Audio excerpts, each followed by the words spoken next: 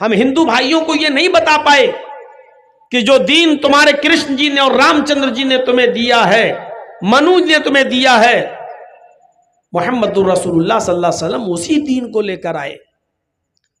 اسی لیے آپ دیکھ لیجئے قرآن کی پہلی آیت میں نے آپ کے سامنے پڑھی ہے جس سے یہ ثابت ہو گیا کہ اسلام کوئی نیا دین نہیں ہے.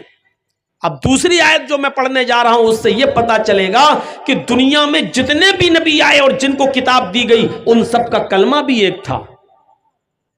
شرع لکم من الدین ما وصى به نوحا والذی اوحینا الیک وما وصینا به ابراہیم وموسیٰ وعیسیٰ ان اقیموا الدین. آپ سے پہلے جو نوح علیہ السلام کو ہم نے جو دین دیا تھا، جس شریعت کو ہم نے ان کے اوپر نافذ کیا تھا، آپ کے لیے اسی دین کو ہم نے مشروع قرار دیا. نوح کے بعد ابراہیم، موسیٰ اور عیسیٰ کو بھی ہم نے یہی دین دے کر بھیجا. ہم نے یہ پیغام نہیں پہنچا پائے، ہم اس میں ناکام رہے، فیل ہو گئے. ہم یہودیوں سے یہ نہیں بتا پائے کہ جو موسیٰ علیہ السلام کا پیغام ہے وہی ہماری دعوت ہے. ہم عیسائیوں کو، کرسچن برادری کو یہ نہیں بتا پائے کہ جو عیسائیوں کی تعلیم ہے، جو عیسیٰ علیہ السلام لے کر آئے وہی ہمارے نبی محمد رسول اللہ. ہم کہاں تمہیں کوئی نیا دین دے رہے ہیں؟ جب دین ایک تھا تو کلمہ بھی ایک تھا. اور اللہ تبارک و تعالی نے نبی اکرم کی زبان سے اناؤنسمنٹ کروایا، اعلان کروایا، قُلْ يَا أَهْلَ الْكِتَابِ تعالوا إلى كلمة سواء بيننا وبينكم أن لا نعبد إلا الله. کتنی صاف اور صریح تعلیم. آئے نبی کہہ دو کہ آئے اہل کتاب، آئے کتاب والو، آئے وہ لوگوں جن کو اسلامی کتابیں دی گئی، آسمانی کتابیں دی گئی، آئے تورات والو، آئے زبور والو، آئے انجیل والو، تعالوا الى کلمۃ سواء بیننا وبینکم، آؤ ایک ایسے کلمے کی طرف، سواء بیننا وبینکم، جو ہمارے اور تمہارے درمیان برابر ہے، جو ہمارے اور تمہارے درمیان سمان ہے، جو تمہارا بھی کلمہ اور ہمارا بھی کلمہ ہے. اس کلمے کو دیکھیے. نوح علیہ السلام جب اس دنیا میں آئے تو کلمہ پڑھا جاتا تھا، لا الہ الا اللہ نوح رسول اللہ. موسیٰ علیہ السلام اس دنیا میں آئے تو کلمہ پڑھا جاتا تھا، لا الہ الا اللہ موسیٰ رسول اللہ. عیسیٰ علیہ السلام اس دنیا میں آئے تو کلمہ پڑھا جاتا ہے، لا الہ الا اللہ عیسیٰ رسول اللہ. اور جب محمد رسول اللہ اس دنیا میں آئے تو اب کلمہ پڑھا جاتا ہے، لا الہ الا اللہ محمد رسول اللہ. یہ کلمہ سب کے یہاں رہا. زبانیں بدل گئیں لیکن جو ٹیکسٹ بک ہیں، جو دھارمک اور مذہبی کتابیں، ان میں یہ کلمے آج بھی موجود ہیں. یہ الگ بات ہے کہ لا الہ الا اللہ عربی زبان میں ایسے نہ ہو لیکن ان کی اپنی بھاشا میں ہو اور ترجمہ یہی.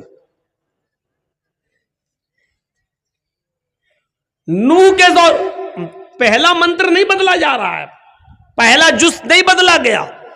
نوح کے زمانے میں بھی لا الہ الا اللہ، موسیٰ کے زمانے میں بھی لا الہ الا اللہ، عیسیٰ کے زمانے میں بھی لا الہ الا اللہ، اور محمد رسول اللہ کے پیریڈ میں آپ کے زمانے میں بھی لا الہ الا اللہ. وہ نبی کے اعتبار سے دوسرا جز بدلتا گیا، کبھی نوح رسول اللہ، کبھی موسیٰ رسول اللہ، کبھی عیسیٰ، جس زمانے میں جو رسول آیا دوسرا جز بدلا گیا، لیکن لا الہ الا اللہ میں چینجنگ نہیں ہوئی. لا الہ الا اللہ میں کبھی تبدیلی نہیں ہوئی. اب لا الہ الا اللہ بھلے ہی اس انداز میں اولڈ ٹیسٹامنٹ میں یہودیوں کی کتاب میں نہ لکھا ہو تورات میں، لیکن یہ لکھا ہوا ہے God is only one، کہ اللہ ایک ہے. لا الہ الا اللہ بھلے ہی نیو ٹیسٹامنٹ میں انجیل میں بھلے ہی اب ایسے نہ لکھا ہو لا الہ الا اللہ، لیکن یہ لکھا ہے there is no God but God is only one without second, کہ کوئی خدا نہیں ہے but God is only one, ایک ہے، صرف ایک، وداؤٹ سیکنڈ، دوسرے کو شریک نہیں کیا جا سکتا ہے دوسرے کے علاوہ۔ اور لا الہ الا اللہ کا معنی کیا؟ لا الہ ہے ہی نہیں کوئی معبود، پھر اقرار ہے الا اللہ، سوائے اللہ کے۔ بھلے ہی لا الہ الا اللہ عربی سینٹینس یہ کسی دھارمک پستک میں نہ لکھا ہو، لیکن رگ وید بھومکا جب آپ اٹھائیں گے اور برہم سوتر جب آپ پڑھیں گے تو اس کے اندر آپ کو اس انداز کا کلمہ ضرور ملے گا، منتر ملے گا، ایکم برہما دتیہ ناستے ناستے کنچن۔ بھلے ہی لا الہ الا اللہ عربی زبان میں ایسے نہ لکھا ہو، لیکن اس مول منتر کا ترجمہ بھی وہی ہوتا ہے، ایکم برہما، اس برہانڈ کا، اس دنیا کا بنانے والا، اس برہانڈ کا رچیتا اور رچناکار ایک ہے، ایکم برہما دتیہ ناستے، دوسرا نہیں ہے، بلکہ بڑے زوردار انداز میں کہا تتیہ ناستے نیہ ناستے کنچن، دوسرا نہیں ہے، نیہ بالکل نہیں ہے، ناستے نہیں ہے، کنچن ذرا سا بھی نہیں ہے۔ تعلیم وہی ہے، ہم اپنے غیر مسلم بھائیوں کو یہ بتانے میں ناکام رہے، اسی لیے وہ کہتے لو صاحب اسلام کی تعریف تو تم کرو گے ہی، کیونکہ وہ قرآن میں لکھا ہے نا، اور آپ اسلام کو مانتے ہو نا۔ ہم یہ بتانے میں ناکام رہے کہ یہ محمد رسول اللہ کا صرف دین نہیں ہے، یہ دین آدم سے لے کر نوح سے لے کر محمد رسول اللہ تک جتنے بھی نبی آئے سب کا دین یہی تھا۔ اس دین کی پہلی خصوصیت کیا ہے؟ یہ صرف مسلمانوں کا نہیں، سب کا ہے۔ شرع لکم من الدین ما وصی بہ نوح والذی اوحینا الیک۔ اور اس کی دوسری خصوصیت کیا ہے کہ کلمہ سب کا رہا، جب دین سب کا تو یہ کلمہ بھی سب کا رہا۔ قُلْ يَا أَهْلَ الْكِتَابِ تَعَالَوْا إِلَىٰ كَلِمَةٍ سَوَاءٍ بَيْنَنَا وَبَيْنَكُمْ، اے اہل کتاب آؤ ایک ایسے کلمے کی طرف جو ہمارے اور تمہارے درمیان برابر ہے، اور وہ کلمہ کیا ہے؟ اللہ نعبد الا اللہ، کہ ہم اللہ کے علاوہ کسی اور کی عبادت نہیں کریں گے۔ اللہ نعبد الا اللہ، ہم اللہ کے علاوہ کسی کے سامنے سجدہ نہ کریں گے۔ اللہ نعبد الا اللہ، ہم اللہ کے علاوہ کسی کو اپنا معبود نہیں مانیں گے۔ اللہ نعبد الا اللہ، اس کا مطلب یہ ہوا کہ ہم اللہ کے علاوہ کسی کے سامنے ہاتھ نہیں پھیلائیں گے اور کسی کو اپنا مشکل کشا اور حاجت روا نہیں سمجھیں گے۔ یہ ہے معبود ماننے کا مطلب۔ آئیے دنیا میں جتنے بھی رسول آئے، ان رسولوں کی جو دعوت تھی وہی دعوت محمد رسول اللہ کی بھی ہے۔ رسولوں کی دعوت کیا تھی؟ قرآن کی تیسری آیت میں آپ کے سامنے پڑھ رہا ہوں اور اس سے مطلب اخذ کیجئے گا۔ وَلَقَدْ بَعَثْنَا فِي كُلِّ أُمَّةٍ رَسُولًا أَنِ اعْبُدُوا اللَّهَ وَاجْتَنِبُوا الطَّاغُوتَ، ہم نے ہر امت کے اندر ایک رسول بھیجا۔ دیکھیے اللہ نے کتنے زوردار انداز میں کہا ہے، ہر امت کے اندر ایک رسول بھیجا، ہر قوم کے اندر ایک رسول آیا، ہر برادری کے اندر ایک نبی آیا۔ وَلَقَدْ بَعَثْنَا فِي كُلِّ أُمَّةٍ رَسُولًا، ہم نے ہر امت کے اندر ایک رسول بھیجا۔ اس رسول کی دعوت کیا تھی؟ ان اعبدوا اللہ، ایک اللہ کی عبادت کرنا۔ ان اعبدوا اللہ، ایک اللہ کے سامنے سر جھکانا۔ ان اعبدوا اللہ، ایک اللہ کی پرستش کرنا، ایک اللہ کی عبادت کرنا۔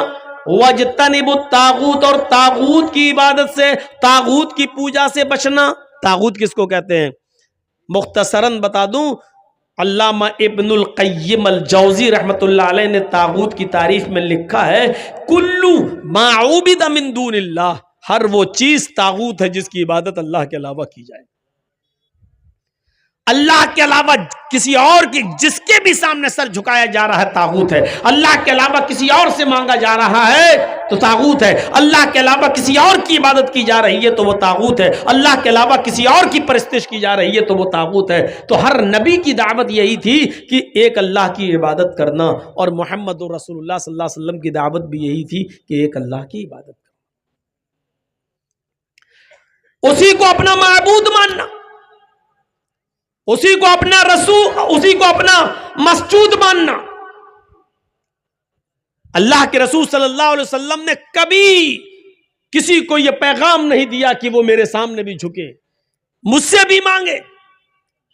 آپ کو تعجب ہونا چاہیے، ایک موقع تو ایسا آیا کہ جب مکے سے مدینہ کی طرف اللہ کے نبی جناب محمد رسول اللہ تشریف لے جا رہے ہیں، اور مدینے میں جب انٹری کرتے ہیں تو مدینے کی عورتیں اپنے چھتوں کے اوپر چڑھ کر دیکھ رہی ہیں کہ دیکھیں محمد رسول اللہ صلی اللہ علیہ وسلم کی سواری کس کے مکان پر رکتی ہے. وہ محمد رسول اللہ کا دیدار کرنا چاہتی تھی. مدینے کی عورتیں مدینے کی اپنے گھروں کی چھتوں پہ چڑھ گئیں، اور مدینے کی چھوٹی چھوٹی بچیاں 6 سال کی 5 سال کی اپنے ہاتھوں میں ڈھول لے کر دف بجا رہی ہیں، دف بجاتی جا رہی ہیں. مدینے کی چھوٹی چھوٹی بچیاں اور گیت گاتی جا رہی ہیں. آج مدینے کا ہر ایک شخص خوش ہے کہ آج محمد رسول اللہ ہمارے یہاں تشریف لا رہے ہیں. جب نبی اکرم کی سواری مدینے میں انٹری کرتی ہے، مدینے کی عورتیں چھتوں پہ چڑھ کے یہ منظر دیکھ رہی ہیں کہ دیکھیں آج محمد رسول اللہ کی سواری کس کی یہاں رکے گی. اور چھوٹی چھوٹی بچیاں گیت گا رہی ہیں، اور ان گیت میں الفاظ ان کے یہ زبان سے ادا ہو رہے ہیں. طلع البدر علینا من ثنیات الوداع، طلع البدر علینا من ثنیات الوداع، وجب الشکر علینا ما دعا للہ داعی. یہ الفاظ ان کی زبانوں سے ادا ہو رہے ہیں، ان کی زبان سے یہ جملے نکل رہے ہیں. طلع البدر علینا من ثنیات الوداع. اللہ کا شکر ہے آج 14ویں رات کا چاند فاران کی چوٹیوں سے چمکا ہے. آج مکے سے طلوع ہوا ہے اور مدینے میں تشریف لایا ہے. آج فاران کی چوٹیوں سے 14ویں رات کا چاند چمکا ہے، نمودار ہوا ہے. وجب الشکر علینا ما دعا للہ داعی. اس پر ہم اللہ کا جتنا بھی شکر ادا کریں وہ کم ہے، اس پر ہم اللہ کی جتنی بھی تعریف کریں کم ہے. نبی اکرم کی شان میں وہ چھوٹی چھوٹی 5 6 سال کی بچیاں یہ گیت گا رہی ہیں. اللہ کے نبی نے جب ان کی زبان سے نکلنے والے اس گیت کو سنا تو آپ مسکرا دیے. جب آپ مسکرائے اور مدینے کی چھوٹی چھوٹی بچیوں نے جب محمد رسول اللہ کو دیکھا تو ان کی زبان سے یہ جملہ بھی نکل گیا. ایک لڑکی چھوٹی سی بچی نے یہ جملہ اپنی زبان سے ادا کر دیا، وَفِينَا نَبِيٌّ يَعْلَمُ مَا فِي غَدٍ. آئے مدینے والو، آج ہمارے درمیان ایک ایسے نبی تشریف لائے ہیں، آج ہمارے درمیان ایک ایسے پیغمبر آ گئے ہیں جو کل کی بات بھی جانتے ہیں، جو کل کا علم بھی رکھتے ہیں، کل کیا ہونے والا ان کو معلوم ہے. اللہ کے نبی جناب محمد رسول اللہ نے جب یہ جملہ اس چھوٹی سی بچی کے منہ سے سنا تو آپ اپنی سواری سے اتر گئے اور اس چھوٹی سی بچی کے پاس آئے اور آپ نے فرمایا دعی ہذہ الکلمات، بیٹی اس جملے کو چھوڑ دو، بیٹا اس جملے کو پڑھنا چھوڑ دو، ان کو یہ جملہ مت پڑھو، وہی پڑھو جو تم پہلے پڑھ رہی تھی. طلع البدر علینا من ثنیات الوداع وجب الشکر علینا ما دعا للہ داعی. وہی پڑھو، یہ نہ کہو وَفِينَا نَبِيٌّ يَعْلَمُ مَا فِي غَدٍ. یہ مت کہو کہ ہمارے پاس ایک ایسے رسول آئے ہیں جو کل کی بات جانتے ہیں. بیٹی اللہ کی قسم مجھے نہیں معلوم کہ کل میرے ساتھ کیا ہوگا، تمہارے ساتھ کیا ہوگا، مجھے کل کا علم نہیں ہے. اللہ کے رسول نے شرک کو اتنا بھی گوارا نہیں کیا. آپ نہیں چاہتے تھے کہ اللہ کے علم میں ہم کو بھی شریک کیا جائے. میرے بھائیوں اس چھوٹی سی بچی کو بھی، چھوٹی چھوٹی بچیوں کے کپڑوں پہ کون نظر ڈالتا ہے، چھوٹی چھوٹی بچیوں کی حرکتوں پہ کون نظر ڈالتا ہے؟ لوگ کہتے بچی ہے، چھوٹی ہے، چلو کوئی بات نہیں۔ میرے بھائیوں اللہ کے رسول بھی چاہتے تو اونٹنی سے آگے بڑھ سکتے تھے، نہیں بچی ہے کہہ دیا، لیکن نہیں، آپ اونٹنی سے اترے، کیونکہ آپ جانتے تھے کہ اگر آج میں نے اس کو ٹوکا نہیں اور اس کے عقل میں اور دماغ میں اگر یہ بات بیٹھ گئی تو پھر بڑھاپے تک نہیں نکلے گی، کیونکہ بچوں کو جو شروع میں پڑھایا اور بتایا جاتا ہے میرے بھائیو، وہ بڑھاپے تک ان کی عقل میں پیوست رہتا ہے۔ جب بڑے ہونے کے بعد ان کو کہا جائے کہ یہ کام چھوڑو تو کیا کہتے ہیں وہ لوگ؟ ارے ایسے کیسے چھوڑ دیں، ہم اپنے باپ دادا کے زمانے سے کرتے چلے آ رہے ہیں، باپ دادا کو ہم نے ایسے ہی کرتے ہوئے دیکھا ہے۔ بڑا مشکل ہو جاتا ہے کسی چیز کو چھڑوانا۔ اللہ کے رسول نے اسی وقت ان بچیوں سے کہا دعی ہذہ الکلمات، ان کلمات کو چھوڑو، وہی پڑھو جو پہلے پڑھ رہی تھیں۔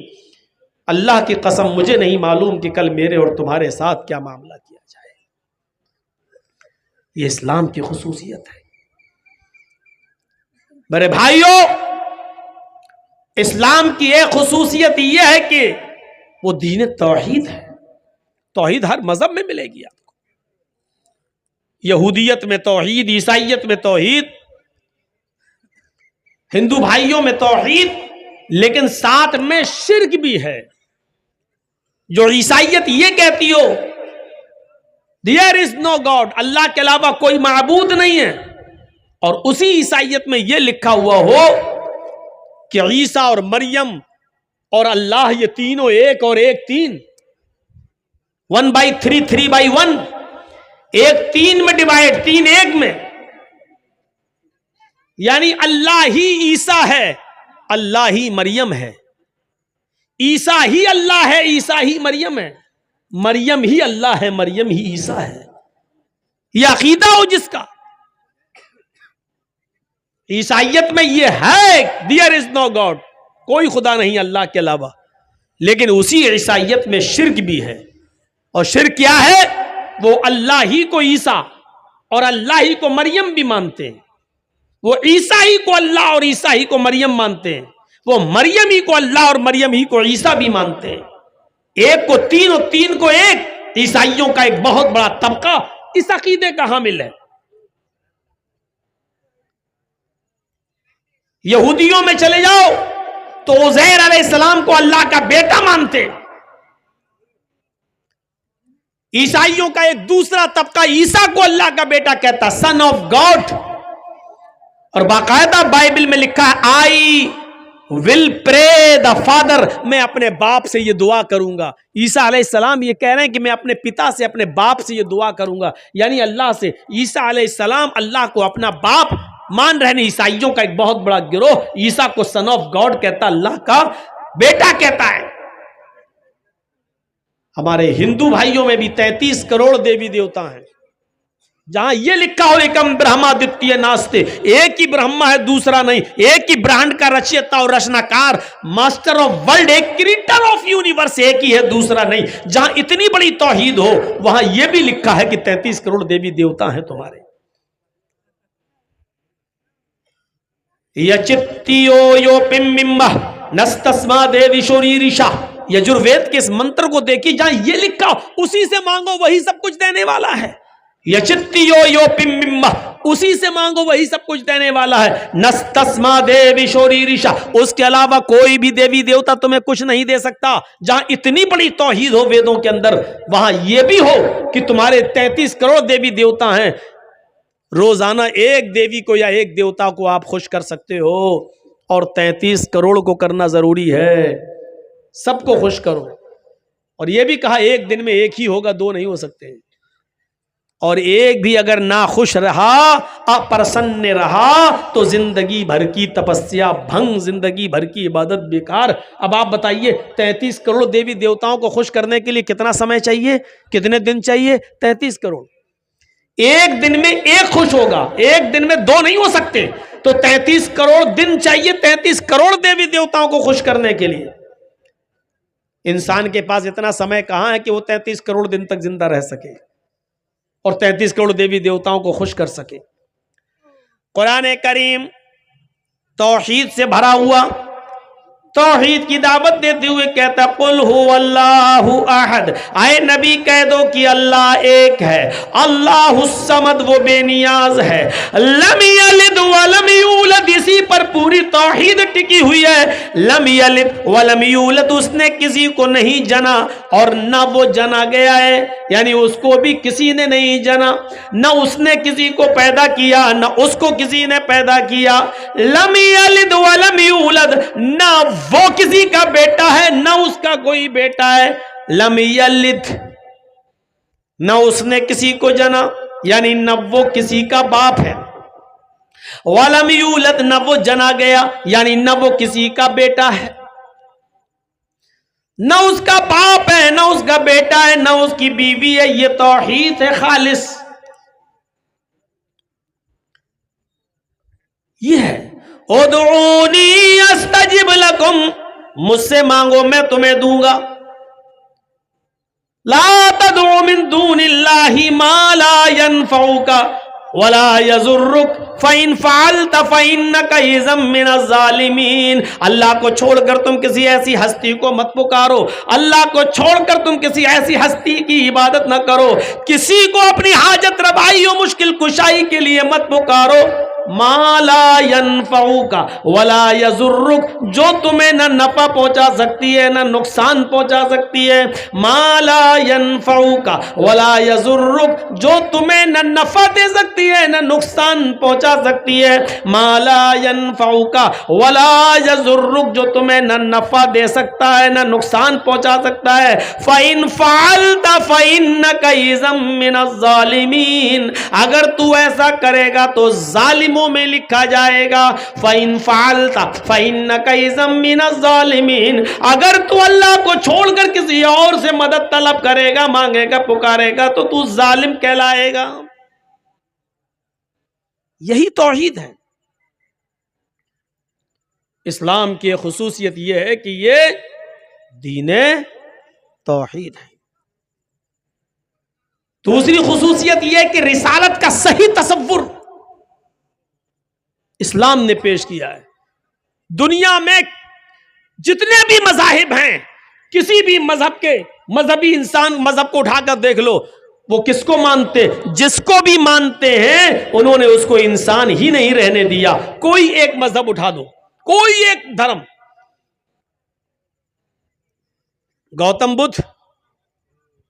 गौतम बुद्ध के मानने वालों ने, आप चले जाइए नेपाल लुम्बिनी में, मैं गया हूं, गौतम बुद्ध का मंदिर, मुझे जब मेरा प्रोग्राम था लोग मुझे घुमाने के लिए ले गए, मुझे दिखाया गौतम बुद्ध में के मूर्ति के नीचे लिखा हुआ है बुद्ध भगवान। वो गौतम जो अपने सच्चाई की तलाश में निकले, अपनी बीवी को छोड़ा, अपने बेटे राहुल को छोड़ा और सच्चाई की तलाश में जंगलों में निकल गए, लकड़ियां चबा चबा कर जंगल में घूमते रहे और अपनी परवरिश करते रहे और सच्चाई की तलाश में रहे। जो एक इंसान थे, लेकिन उनके मानने वालों ने इंसानियत के दर्जे से उनको निकाल कर भगवान का दर्जा दे दिया। और आज गौतम बुद्ध के मंदिर पर आप देखेंगे लिखा होगा बुद्ध भगवान। बहुत दूर मत जाइए, दिल्ली चले जाइए, सिखों के गुरुद्वारे में चले जाइए,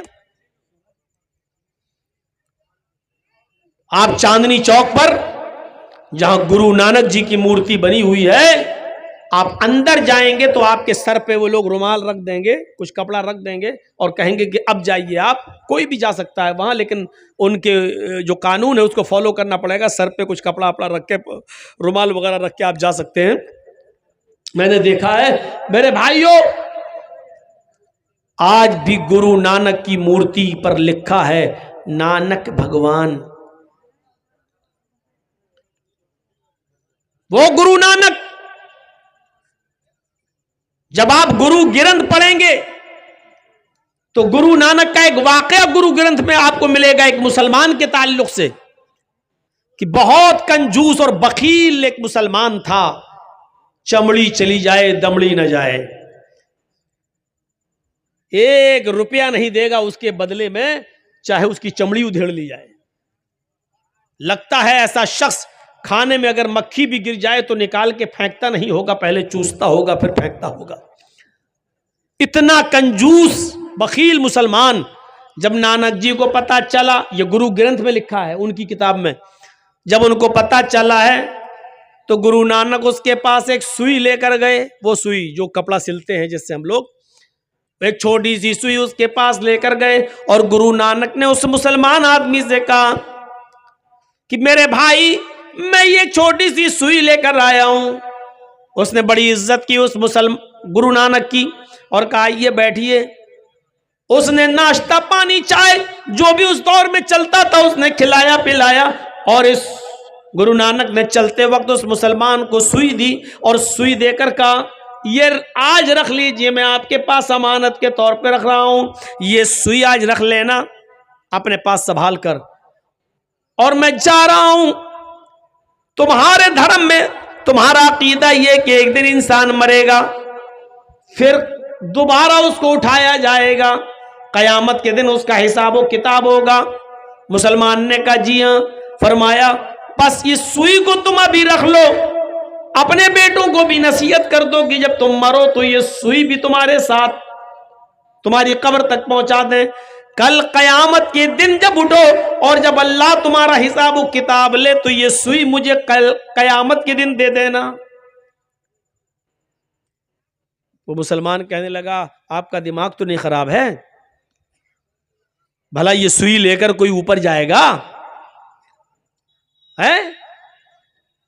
تو گرو نانک نے یہی بات اس کی پکڑ لی. اور گرو گرنتھ میں لکھا ہے کہ گرو نانک نے اس مسلمان سے کہا کہ جب ایک چھوٹی سی اور معمولی سی سوئی تم اوپر نہیں لے جا سکتے تو اتنی بڑی دولت، اتنا بڑا کاروبار، اتنی بڑی فیکٹری، اتنے بڑے مکانات اور زمین و جائیداد کے تم مالک ہو، پھر بھی تمہارے دروازے کے پاس محتاج و فقیر مایوس ہو کر مجبور ہو کر لوٹ جاتا ہے، تم اس کو ایک درہم نہیں، ایک دینار نہیں، ایک روپیہ تک نہیں دیتے ہو، تم ایک پھوٹی کوڑی نہیں دیتے ہو، اس کو بھگا دیتے ہو، تو کیا یہ ساری کی ساری چیزیں اپنی چھاتی پر رکھ کر لے جاؤ گے؟ اس مسلمان پر بڑے بڑے ملا مولویوں کا اثر نہ پڑا، لیکن گرو نانک کی اس بات کا اتنا اثر پڑا کہ گرو نانک لکھتے، گرو گرنتھ میں لکھا ہے کہ اس مسلمان نے گرو نانک کی بات مان کر اپنی زمین و جائیداد صدقہ و خیرات کر دی، اپنا مال و دولت تقسیم کر دیا، سب غریبوں اور مسکینوں میں لٹا دیا. گرو نانک یہ مثال مسلمان کی دے کر اپنے سکھ بھائیوں کو بتانا چاہتے تھے کہ دیکھو ایک مسلمان ہماری بات اتنی مانتا ہے، تم سکھ برادری کے ہو کر ہماری بات نہیں مانتے ہو. میں بتانا یہ چاہتا ہوں کہ سکھوں نے بھی اس مہان پرش کو، اس گرو نانک کو بھگوان کا درجہ دے دیا، انسان نہیں رہنے دیا. گوتم بدھ کو بدھ بھگوان، گرو نانک کو نانک بھگوان. جینیوں میں چلے جاؤ تو انہوں نے مہاویر جی کو بھی مہاویر بھگوان کا درجہ دے دیا. ہندو بھائیوں میں آ جاؤ، کرشن جی اور رام چندر جی کو بھی بھگوان کا درجہ دے دیا گیا. عیسائیوں میں چلے جاؤ، عیسیٰ علیہ السلام کو سن آف گاڈ، اللہ کا بیٹا کہہ دیا گیا. مجھے بتاؤ دنیا میں ایسا کون سا مذہب باقی ہے جہاں انہوں نے اپنے یہاں آنے والے مہان پرش کو پرش اور انسان ہی رہنے دیا ہو سوائے اسلام کے؟ اسلام وہ مذہب ہے جو اپنے درمیان آئے ہوئے پیغمبر جناب محمد رسول اللہ کو انسان مانتا ہے، بھگوان خدا کا درجہ نہیں دیتا ہے. بلکہ اللہ تعالیٰ اپنے نبی کی زبان سے اعلان بھی کروا رہا ہے کہ آئے نبی کہہ دو کہیں ایسا نہ ہو کہ آپ کے انتقال کے بعد دنیا والے آپ کو بھی پوجنے لگیں، آپ کی بھی عبادت کرنے لگیں، آپ کو بھی بھگوان کا یا خدا کا درجہ دے دیں. اس لیے اپنی زبان سے کہہ دو. اللہ کے نبی نے اس دنیا میں اپنی زبان سے اعلان کیا، قل انما انا بشر مثلکم، قل انما انا بشر مثلکم. اے نبی کہہ دو کہ میں تمہاری طرح کا ایک بشر ہوں. اے نبی کہہ دو کہ میں تمہاری طرح کا ایک انسان ہوں. اے نبی کہہ دو کہ میں تمہاری طرح ایک بشر ہوں، تمہاری طرح مثلکم. اٹھنے میں، بیٹھنے میں، لیٹنے میں، سونے میں، جاگنے میں، کھانے میں، پینے میں، چلنے میں، پھرنے میں، شادی بیاہ میں، بیماری میں، صحت میں تمہاری طرح کا ایک انسان ہوں. تمہارے دو ہاتھ میرے بھی دو ہاتھ، تمہارے دو پیر میرے بھی دو پیر، تمہارا ایک سر میرا بھی ایک سر. تمہیں بیماری ہوتی ہے میں بھی بیمار ہوتا ہوں، تمہارے بیوی بچے ہیں میرے بھی بیوی بچے ہیں. تم کھاتے ہو پیتے ہو میں بھی کھاتا ہوں اور پیتا ہوں، ارے یہی تو وجہ تھی کہ عرب کے لوگ محمد رسول اللہ کو رسول نہیں مانتے تھے. وہ کہتے تھے یہ کیسا آدمی ہے, اپنے آپ کو رسول کہہ رہا ہے, کیا ایک ہماری طرح اٹھنے بیٹھنے چلنے پھرنے والا انسان بھی رسول ہو سکتا ہے؟ اور وہ کہتے تھے ما لہذا الرسول یاکل الطعام ویمشی فی الاسواق, یہ کیسا رسول ہے جو ہماری طرح کھاتا پیتا بھی اور بازاروں میں چلتا پھرتا بھی ہے. یعنی ان کی نظر میں یہ بڑی عجیب چیز تھی. وہ کہتے تھے کہ کوئی انسان بھی رسول ہو سکتا ہے, چلنے پھرنے والا بھی. عرب کے لوگ انسان مانتے تھے لیکن رسول نہیں. ہمارے یہاں پر ایک مسلمانوں کا بہت بڑا طبقہ محمد رسول اللہ کو رسول مانتا ہے لیکن انسان نہیں. غور کیجئے, وہ رسول نہیں مانتے تھے لیکن انسان مانتے تھے. کہتے تھے ما لہذا الرسول یاکل الطعام ویمشی فی الاسواق, ایسا انسان بھی رسول ہو سکتا ہے جو کھاتا پیتا ہو اور چلتا پھرتا ہو بازاروں میں, ہماری طرح کھاتا پیتا ہے, ہماری طرح بازاروں میں چلتا گھومتا ہے اور کہہ رہا رسول ہے. کیسے ہم مان لیں؟ اور ہم رسول مانتے ہیں اور کہتے ہیں کہ واہ صاحب ہم جیسے نہیں. اس میں کوئی شک نہیں کہ اللہ کے نبی اٹھنے میں, بیٹھنے میں, لیٹنے میں, سونے میں, جاگنے میں, کھانے میں, پینے میں ہماری طرح کے ایک انسان تھے. اور ایسے انسان تھے کہ اللہ کے نبی صلی اللہ علیہ وسلم کے پاس ایک شخص آتا ہے, ایک صحابی بدوی اعرابی دیہاتی آتا ہے اور آنے کے بعد کچھ بات کہنا چاہتا اپنے علاقے کی. اللہ کے نبی صلی اللہ علیہ وسلم نے کہا ہاں بولو کیا بات. وہ آیا اور کچھ کہنا چاہ رہا ہے, اے اللہ کے رسول, اور کانپنے لگا, تھرانے لگا. اللہ کے نبی نے کہا بولو کیا بات ہے, کیوں ڈر رہے ہو, بولو. کہا کہ وہ میں اپنے علاقے کے لیے, اور پھر کانپنے لگا. اللہ کے رسول اپنی جگہ سے اٹھے اور اس دیہاتی کے پاس, اس اعرابی کے پاس گئے, اور جانے کے بعد اس کے دونوں کاندھوں کو پکڑا, ایسے دونوں کاندھوں کو پکڑا اور کہا لا تخف, ڈرو نہیں, کیوں ڈر رہے ہو. اور آگے جو جملے کہے وہ دیکھیے, انی لستو بی ملک, میں بادشاہ نہیں ہوں. کیوں ڈر رہے ہو, میں بادشاہ نہیں ہوں. میرے سامنے تم کچھ بات کہنا چاہتے ہو کہو. انی لستو بی ملک, میں بادشاہ نہیں ہوں. اب اس نے سوچا ہاں یہ تو صحیح کہہ رہے ہیں, میں بادشاہ نہیں ہوں. اور اس کا ڈر اس کے دل سے نکالنے کے لیے آپ نے کہا انا ابن امرات تاکل القدید, بولو جو بولنا ہو, میں بادشاہ نہیں ہوں, ڈرو مت. میں بھی ایک ایسی عورت کا بیٹا ہوں, مجھے بھی ایسی ماں نے پیدا کیا ہے, میں بھی ایک ایسی عورت کے پیٹ سے باہر آیا ہوں جو گوشت کے سوکھے ٹکڑے کھاتی تھی. انا ابن امرات تاکل القدید, میں بھی ایسی ماں کا بیٹا ہوں جو گوشت کے سوکھے ٹکڑے کھاتی تھی. قدید عرب کے اندر کیا کرتے تھے, اونٹ کا گوشت, جیسے اونٹ کو نہر کیا, 2 کلو 4 کلو 5 کلو کا بڑا ٹکڑا اس کا کاٹا اور اس کو سالٹ لگا کر, نمک وغیرہ لگا کر اس کو دھوپ میں خشک کر لیا جاتا تھا, دھوپ میں اس کو سکھا لیا جاتا تھا, اور پھر ضرورت جب پڑتی تھی تو اسی میں سے تھوڑا تھوڑا کاٹ کر ضرورت کے وقت پکا لیا کرتے تھے اور کھا لیا کرتے تھے, اور باقی ٹکڑا رکھا رہتا تھا. پھر کبھی ضرورت پڑی 1 ہفتے بعد پھر تھوڑا سا کاٹا, پھر پکایا اور کھایا. اس گوشت کو قدید کہتے ہیں عربی زبان میں. تو اللہ کے نبی نے کیا فرمایا, انا ابن امرات تاکل القدید, کیوں ڈرتے ہو مجھ سے, میں بھی ایسی ماں کا بیٹا ہوں جو گوشت کے سوکھے ٹکڑے کھاتی تھی. یعنی تازہ گوشت بھی جس کو کھانے کو نہیں ملتا تھا, کبھی 4-5 کلو کا ٹکڑا سالٹ نمک وغیرہ لگا کے دھوپ میں سکھا لیا اور ضرورت پڑی تو اسی میں سے کاٹ کے پکا لیا. یہ گوشت کا ٹکڑا 2-2 3-3 4-4 5-5 مہینے چلا کرتا تھا. گوشت کے سوکھے ٹکڑے کھانے والی عورت کا بیٹا ہوں میں. اس کے بعد اس دیہاتی کا ڈر نکلا نبی اکرم صلی اللہ علیہ وسلم کے تعلق سے, اور پھر اس نے اپنی بات اللہ کے رسول کے سامنے رکھی. میں بتانا یہ چاہتا ہوں کہ لوگوں نے تصور کیا دیا ہے اپنے اپنے مہان پرشوں کے بارے میں. کسی نے بدھ بھگوان، کسی نے نانک بھگوان، کسی نے مہاویر بھگوان، کسی نے کرشن بھگوان، کسی نے رام بھگوان، کسی نے سن آف گاڈ عیسیٰ کو اللہ کا بیٹا، کسی نے کچھ کسی نے کچھ. لیکن اسلام نے تصور یہی دیا کہ محمد رسول اللہ بھگوان نہیں تھے، خدا نہیں تھے، اللہ نہیں تھے، بلکہ وہ ایک ایسی ماں کے بیٹے تھے جو گوشت کے سوکھے ٹکڑے کھاتی تھی.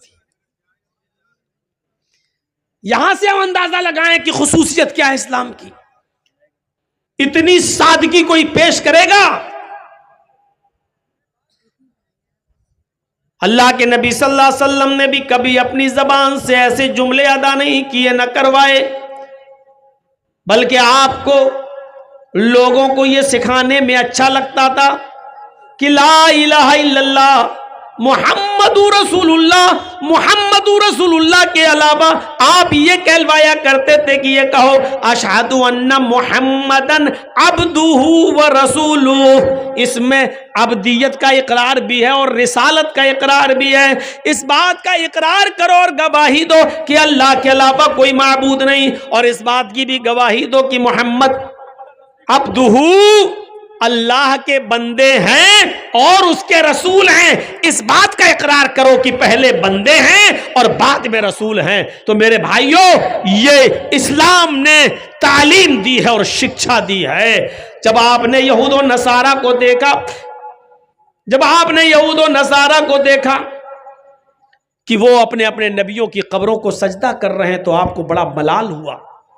کچھ لوگ حیرہ بستی ہے ایک ملک شام کے اندر، کچھ لوگ کچھ حیرہ بستی سے آئے مسلمان، وہاں انہوں نے اس بستی کے اندر شام میں دیکھا کہ وہاں کی یہودی اور عیسائی اپنے عالموں کو اور اپنے اپنے بزرگوں کو سجدہ کر رہے ہیں. تو یہ لوگ اللہ کے نبی کے پاس جب مدینے آئے تو اللہ کے رسول سے کہنے لگے، اے اللہ کے نبی صلی اللہ علیہ وسلم، میں نے حیرہ بستی کے اندر شام کے علاقے میں یہودی اور عیسائیوں کو دیکھا ہے کہ وہ اپنے اپنے نبیوں کو اور اپنے اپنے بزرگوں کو سجدہ کر رہے ہیں، تو کیا میں آپ کو سجدہ نہ کروں؟ پھر انہوں نے ایک اور سوال کر دیا، اے اللہ کے نبی، جب آپ انتقال فرما جائیں، جب آپ اس دنیا سے رخصت ہو جائیں اور آپ کو قبر میں دفن کر دیا جائے، الفاظ دیکھی حدیث کے، فرمایا اللہ کے نبی صلی اللہ علیہ وسلم نے، کیا ان لوگوں نے پوچھا کیا میں آپ کو سجدہ نہ کروں؟ جب یہود و نصارہ اپنے اپنے بزرگوں کو، علماء کو سجدہ کر رہے ہیں تو آپ تو زیادہ حقدار ہیں، میں آپ کو سجدہ نہ کروں؟ تو اللہ کے نبی نے کیا کہا ان سے؟ لو مررت بقبری ان اتسجد لہ، لو مررت بقبری اتسجد لہ، کیا کل میرے انتقال کے بعد تم میری قبر کے پاس سے گزرو گے تو کیا تم اس کو سجدہ کرو گے؟ وہ کیا کہہ رہے ہیں؟ اے اللہ کے رسول، میں نے دیکھا ہے کہ لوگ اپنے اپنے علماء کو سجدہ کر رہے ہیں، یہود و نصارہ اپنے اپنے بزرگوں کو سجدہ کر رہے ہیں، تو کیا میں آپ کو سجدہ نہ کروں؟ وہ زندگی میں اجازت مانگ رہے ہیں صحابہ، کیا میں آپ کو سجدہ نہ کروں؟ اور آپ زندگی میں تو چھوڑو، آپ ان سے سوال کر رہے ہیں، لو مررت بقبری اتسجد لہ، کیا تم میری قبر کے پاس سے گزرو گے تو سجدہ کرو گے؟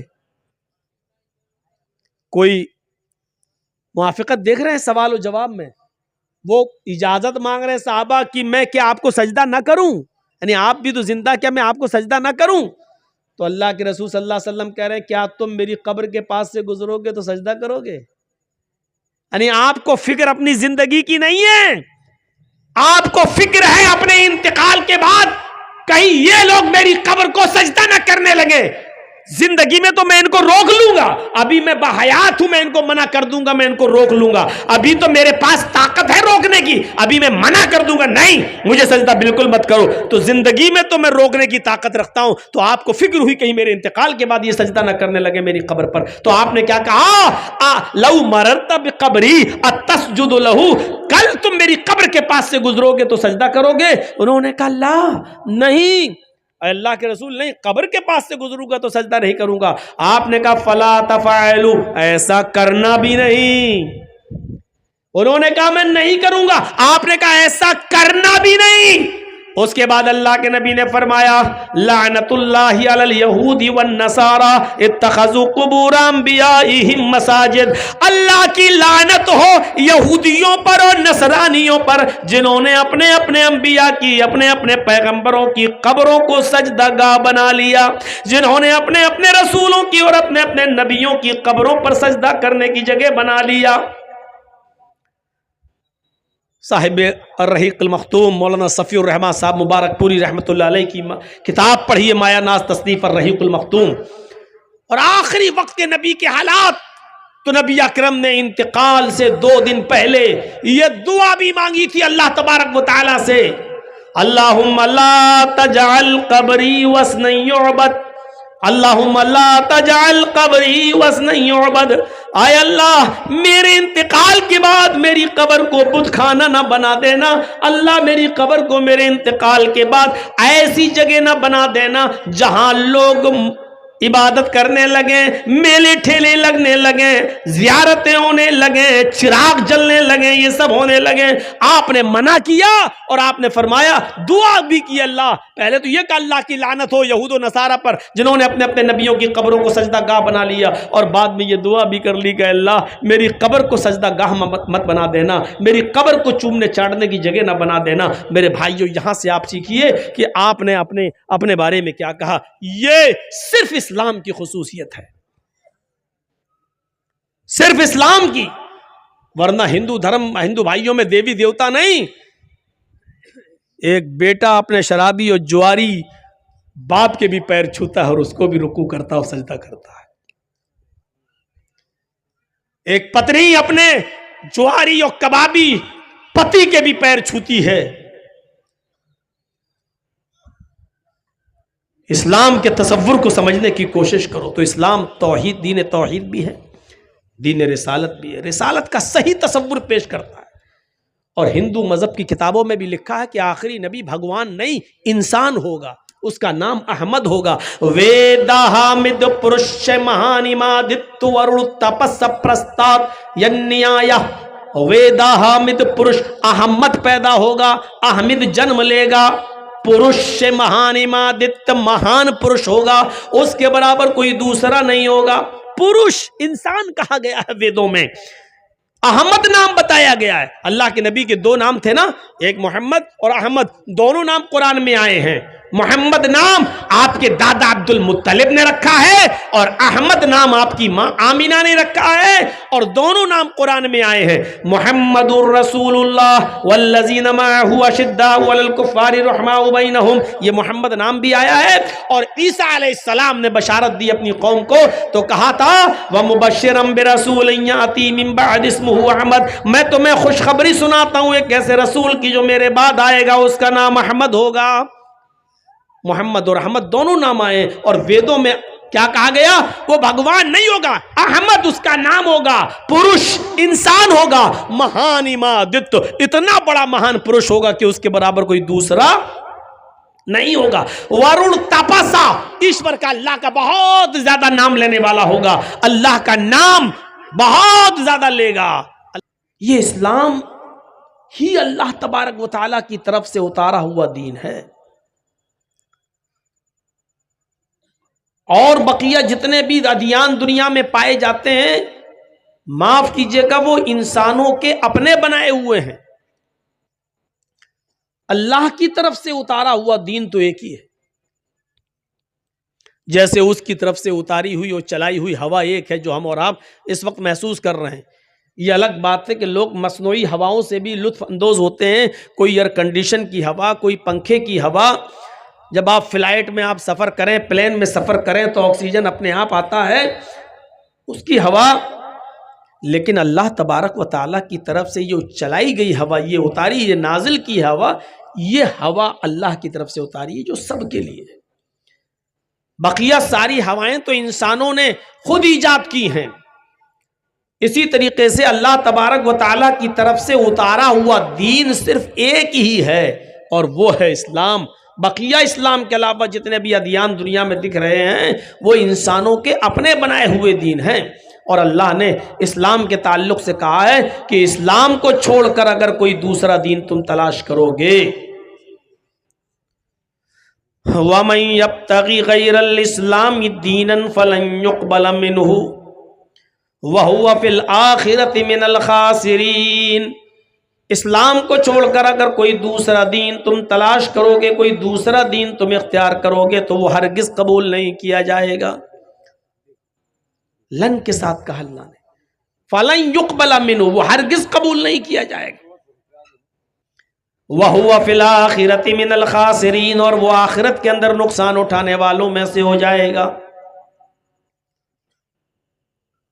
اسلام ہی تو اللہ کی طرف سے اتارا ہوا دین ہے۔ کوئی شخص یہ نہ کہے، آج کل کی پرنٹ میڈیا اور الیکٹرانک میڈیا فوراً اس کو اچھالے گی، دیکھو صرف اپنے مذہب کی تعریف قرآن میں آئی ہے، صرف اسلام ہی کی تعریف آئی ہے، اور اسی کو شوشہ بنا کر اچھالنا شروع کر دے گی، لیکن یہ غور نہیں کرے گی کہ آدم علیہ السلام سے لے کر محمد الرسول اللہ تک جتنے بھی انبیاء آئے، جتنے بھی پیغمبر اس دنیا میں آئے، جتنے بھی ایلچی قاصد اس دنیا میں آئے، سب اسی دین کو لے کر آئے۔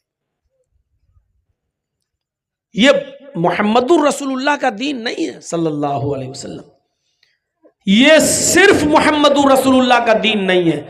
غلطی ہم مسلمانوں کی یہ ہے کہ ہم مسلمان ابھی تک اپنے غیر مسلم بھائیوں کو یہ نہیں بتا سکے کہ یہ محمد الرسول اللہ کا دین نہیں ہے، یہ دین تو سارے نبیوں کا ہے، یہ دین تو ایشوریہ دھرم، ایشوریہ مذہب، اللہ کی طرف سے اتارا ہوا دین ہے۔ یہ شرع لکم من الدین ما وصى به نوحا والذی اوحینا الیک وما وصینا به ابراہیم وموسیٰ وعیسیٰ ان اقیموا الدین۔ کتنے کلیئر لفظوں میں اللہ نے کہہ دیا محمد رسول اللہ کا دین نہیں ہے یہ۔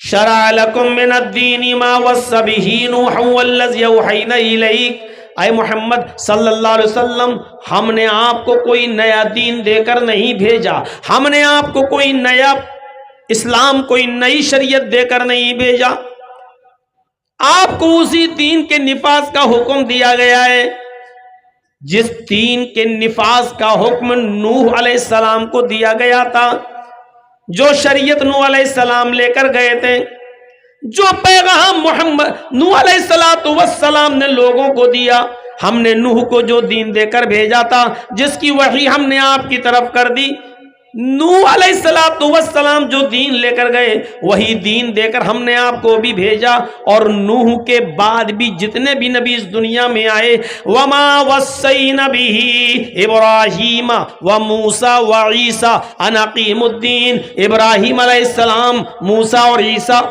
ہم نے ان کو بھی جو دین، جو شریعت ہم نے ان کی اوپر نافذ کی تھی، ہم نے جو پیغام ان کو دے کر بھیجا تھا، نوح کے بعد ابراہیم، موسیٰ اور عیسیٰ جو دین لے کر گئے وہی دین دے کر ہم نے آپ کو بھیجا۔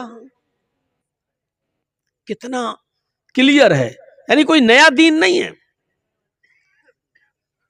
اب غور کریے، نوح علیہ السلام سے جوڑا ہے، جو دین نوح لے کر گئے تھے، اور ہم پڑھیں، مطالعہ کریں تو نوح علیہ السلام کا بہت گہرا تعلق نکلے گا ہمارے ہندو بھائیوں سے، جن کو وہ منو کے نام سے یاد کرتے ہیں، اور منوسمرتی جب پڑھیں گے تو منو کے پتر کا، منو کے لڑکے کا ذکر اس میں آیا ہے جو پہاڑ کے اوپر چڑھ گیا تھا، اور منو نے اپنے پتر سے کہا تھا، ہائے میرے پتر، میری کشتی، میری ناوکا میں، میری ناوکا میں آ جا، میری ناؤ میں بیٹھ جا، آج ایشوریہ پرکوپ کسی کو نہیں چھوڑے گا۔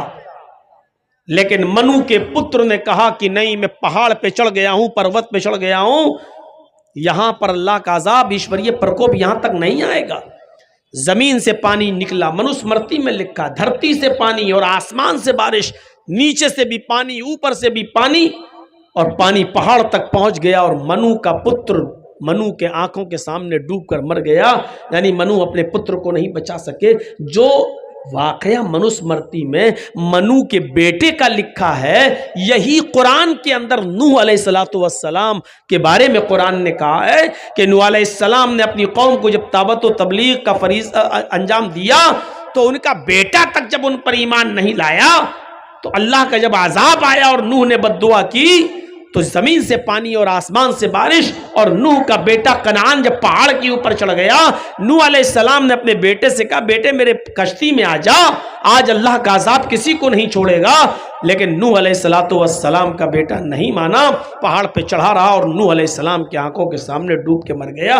جو واقعہ قرآن کریم نے نوح علیہ السلام کے تعلق سے پیش کیا ہے وہی واقعہ منوسمرتی میں منو کے تعلق سے آیا ہے. سمبند میں کتنا گہرا تعلق ہے. تو ابھی وہ گالی گلوچ پر آمادہ ہو جائے گا. لیکن آپ کسی بھی ان پڑھ اور جاہل آدمی سے اگر یہ کہیں کہ یار ماشاءاللہ کافی پڑھے لکھے لگتے ہو، آپ تو پڑھے لکھے ہو جیسی باتیں کرتے ہو، آپ کے اندر تو کافی علم ہے، ماشاءاللہ پڑھے لکھے لوگ بھی ایسی بات نہیں کرتے ہیں، جس انداز سے آپ گفتگو کرتے ہیں تو وہ جاہل شخص بھی خوش ہو جائے گا.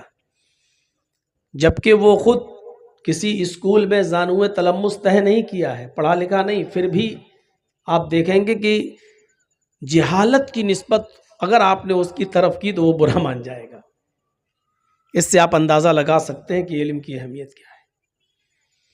نبی اکرم صلی اللہ علیہ وسلم کے زمانے میں جب ایک جنگ ہوئی اور اس جنگ کے اندر کچھ کافروں کو جب قید کیا گیا تو اکثر لوگ ان کے رشتہ دار اپنے بھائیوں کو چھڑا کر لے گئے، لیکن 15 قیدی کافروں کے ایسے رہ گئے کہ جن کے ماں باپ کے پاس، بھائیوں کے پاس کچھ نہیں تھا مال فدیہ دینے کے لیے اور ان کو چھڑانے کے لیے. تو وہ 15 جو قیدی تھے تو اللہ کے نبی صلی اللہ علیہ وسلم نے ان قیدیوں کو اس شرط پر چھوڑا کہ تم میں سے ہر ایک بندی، ہر ایک قیدی میرے 10 صحابہ کو وہ زبان سکھائے گا جو زبان تم جانتے ہو، یعنی عبرانی زبان. تو 15 کافروں نے 150 صحابہ کو عبرانی زبان سکھائی. ان کے پاس مال فدیہ نہیں تھا دینے کے لیے، تو اللہ کے نبی نے کہا کہ ہم اس شرط پہ چھوڑیں گے کہ تم میں سے ہر ایک شخص، ہر ایک آدمی میرے 10 صحابہ کو عبرانی زبان سکھائے. جب 150 صحابہ نے عبرانی زبان سیکھی تو اللہ کے نبی جناب محمد رسول اللہ صلی اللہ علیہ وسلم نے ان صحابہ کو ایسے مقامات پر اور ایسی جگہوں پر اور ایسی سٹیز میں اور شہروں میں بھیجا کہ جہاں کے لوگ عبرانی زبان جانتے تھے، اور آپ نے ان سے کہا کہ یہاں جا کر اب اسلام کی دعوت دو، اسلام کی تبلیغ کرو اور ان کو ان کی زبان میں سکھاؤ. تو پتہ یہ چلا کہ آج علم کی ضرورت ہے اور ہر زبان کو سیکھنے کی ضرورت ہے. مجھے یاد ہے جب علامہ احسان الہی ظہیر رحمت اللہ علیہ نے اپنی ایک تقریر کے اندر سن 1980 کے اندر ہونے والی لاہور کے اندر پاکستان میں کانفرنس ہوئی تھی، اس کانفرنس کا ذکر کیا تھا، اور اس کانفرنس کے اندر جو عالمی پیمانے پر ہوئی اس میں جو پاکستان کے غیر مسلم لوگ گئے، پنجابی لوگ، ان لوگوں کو جب پنجابی لینگویج میں، ان کی زبان میں جب قرآن کے ترجمے پیش کیے گئے اور وہ جب قرآن کو پڑھے اور قرآن کو پڑھنے کے بعد اسلام لائے، تو ان لوگوں نے اس کانفرنس میں علماء سے سوال کیا اور یہ پوچھا کہ یہ بتائیے کہ آپ نے قرآن کا ترجمہ تو اب کیا ہے ہماری زبان میں، ہم نے اب سمجھا ہے یہ قرآن کیا ہے اور ہم اسلام لائے، لیکن یہ بتائیے کہ ہمارے ماں باپ جو حالت کفر میں مر گئے، جن تک ان کی زبان میں قرآن پہنچا ہی نہیں تھا اور عربی ہمیں آتی نہیں تھی، جب ہماری زبان میں قرآن پہنچا ہی نہیں اور انہوں نے سمجھا ہی نہیں اور وہ حالت کفر میں مر گئے، وہ جنت میں جائیں گے یا جہنم میں؟ اس سوال نے بڑے بڑے علماء کو میرے بھائیوں مبہوت کر دیا.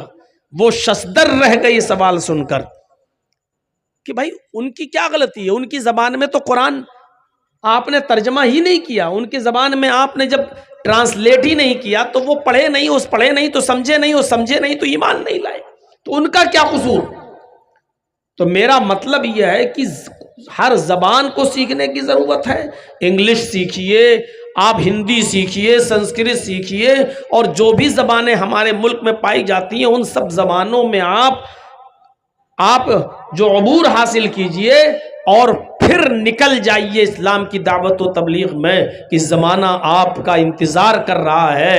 آج بھی میرے بھائیوں آپ ٹرینوں میں سفر کریں، میں تو کرتا ہوں، چلتا ہوں، آج بھی اگر کسی کو یہ پتہ چل جائے کہ یہ شخص میرے مذہب کی کچھ باتیں جانتا ہے اور متاثر ہوں، تو بڑی عزت کے ساتھ اس کو بٹھاتے ہیں، جگہ دیتے ہیں، کھلاتے اور پلاتے ہوئے لاتے ہیں.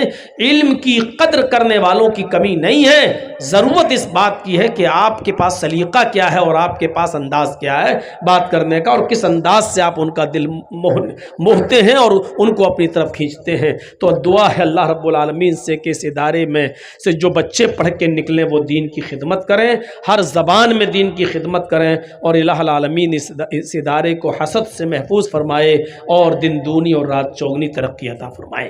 میرے پیارے ساتھیوں، میں نے قرآن کریم کی جو آیت پڑھی ہے اسی آیت کی روشنی میں کچھ اسلام کی خصوصیات آپ کے سامنے رکھنا چاہتا ہوں. یہ شکر ادا کیجیے اللہ تعالیٰ کا کہ اس نے ہمیں اور آپ کو اسلام کی دولت سے مالا مال کیا ہے.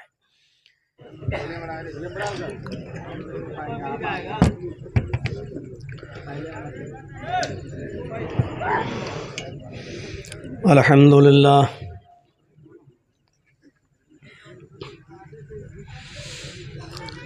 الحمدللہ نحمده ونستعینه ونستغفره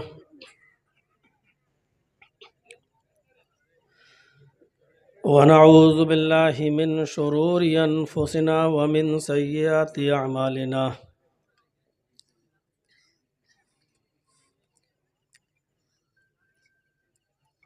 من يهده الله فلا مضل له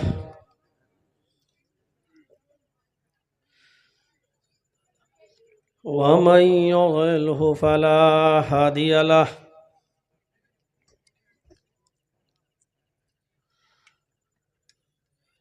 وأشهد أن لا إله إلا الله وحده لا شريك له وأشهد أن محمدًا عبده ورسوله. أما بعد فإن خير الحديث كتاب الله وخير الهدي هدي محمد صلى الله عليه وسلم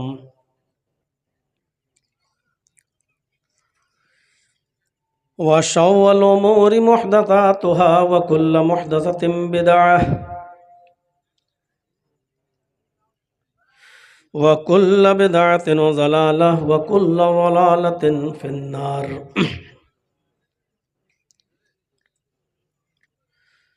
أعوذ بالله من الشيطان الرجيم. بسم الله الرحمن الرحيم. ومن يبتغي غير الإسلام دينا فلن يقبل منه وهو في الآخرة من الخاسرين. رب اشرح لي صدري ويسر لي أمري واحلل عقدة من لساني يفقهوا قولي.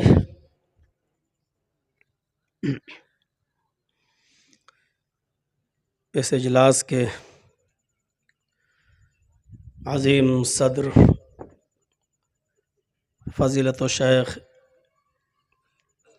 اصغر علی امام مہدی حفظہ اللہ، امیر مرکزی جمعیت اہل حدیث ہند،